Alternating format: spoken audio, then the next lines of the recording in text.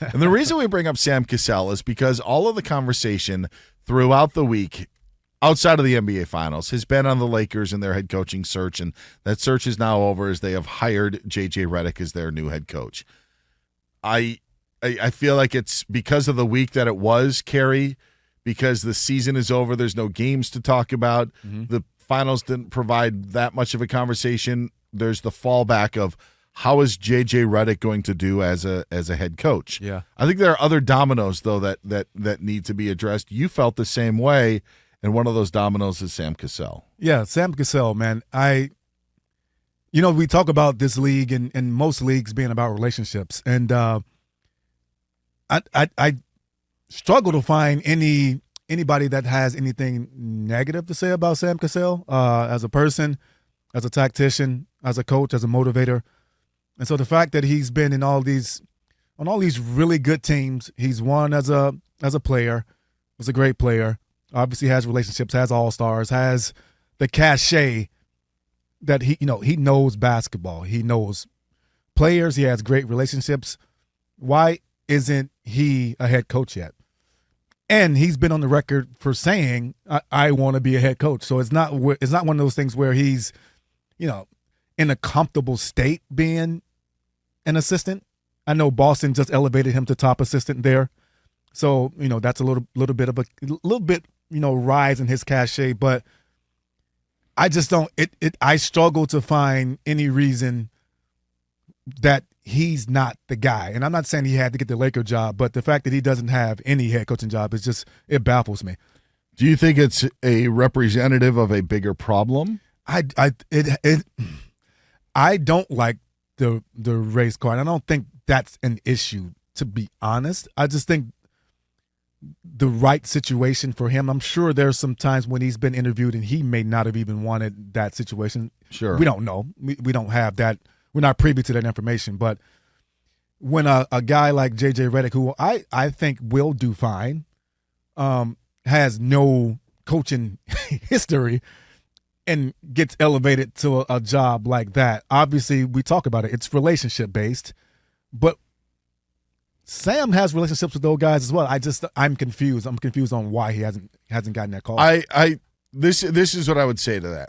I don't think it has anything to do with race. Yeah, no. Nearly half of the head coaches in the NBA this past year were actually African American. Yeah, for sure. So now that number went down with Darvin Ham's dismissal.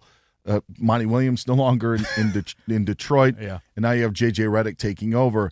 But the JJ Redick thing, I don't disagree with anything that you're saying, because I'll start it from that point, because it actually may have behooved Sam Cassell to actually do a podcast after he retired 15 years ago, and then continues to do that podcast and then go into coaching. Show his knowledge. Yeah, right? Like, absolutely. Like, that's – so, like, I joke about it, but it's true. Like, Sam Cassell should not have been an assistant coach in the NBA for the past decade and a half or whatever it's been, because that is not the route. Everything that you would want from a player in terms, or someone who is trying to relate to players now in the NBA, Sam Cassell would have. Former player, has been there, was on winning teams, was on championship teams, and now also is an assistant coach. So, like, all of the boxes are checked off. Yeah. The JJ Redick situation is just so out of left field, because number one, LeBron James is the reason why, and number two, it's the Lakers again, and so that's why I don't think that you can pin it on Sam Cassell did nothing wrong. Yeah. It's just that LeBron wanted JJ Redick as his head coach, and the Lakers are totally cool with it, and they're going along with that. Would Sam Cassell want the Pistons job now? Yeah, right.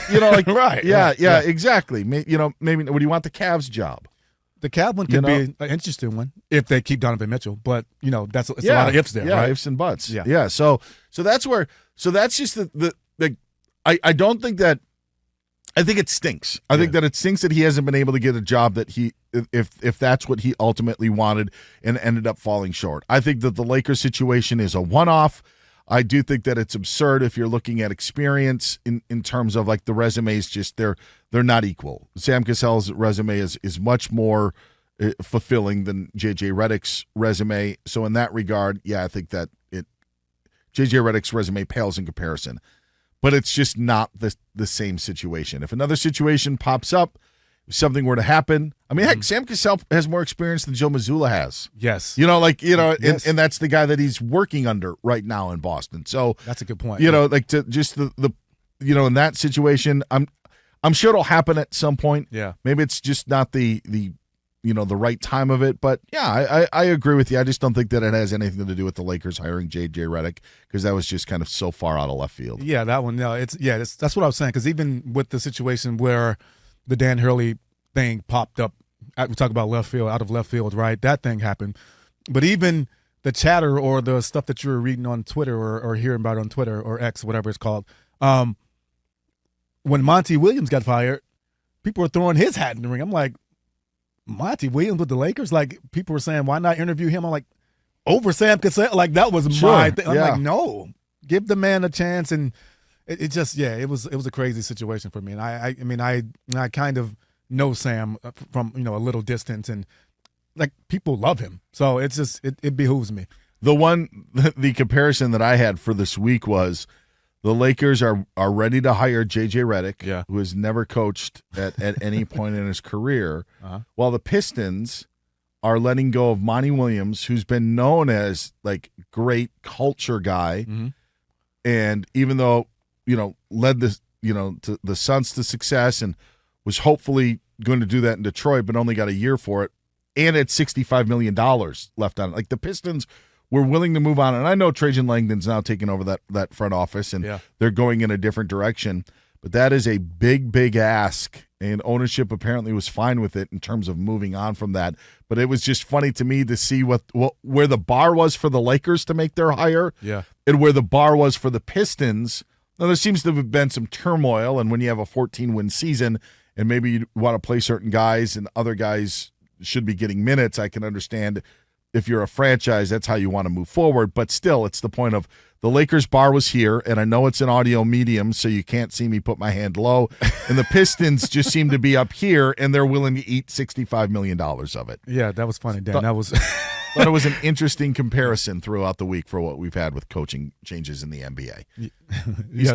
I'm sorry, Dan. Go ahead. No, I was just going to say, he's Kerry Rhodes. I'm Dan Beyer. Do you want to put the Pistons coaching job or the JJ Redick hire in our top 5? Maybe you can piggyback off of Nick's recommendation that the Lakers just are, where they have fallen. No, he's shaking his head. Nick Cope, he is not down with the Lakers' demise. But we'll see if it makes our top 5 of NBA stories. Again, you can hit us up at Dan Beyer on Fox. You can find him at Kerry25 Rhodes.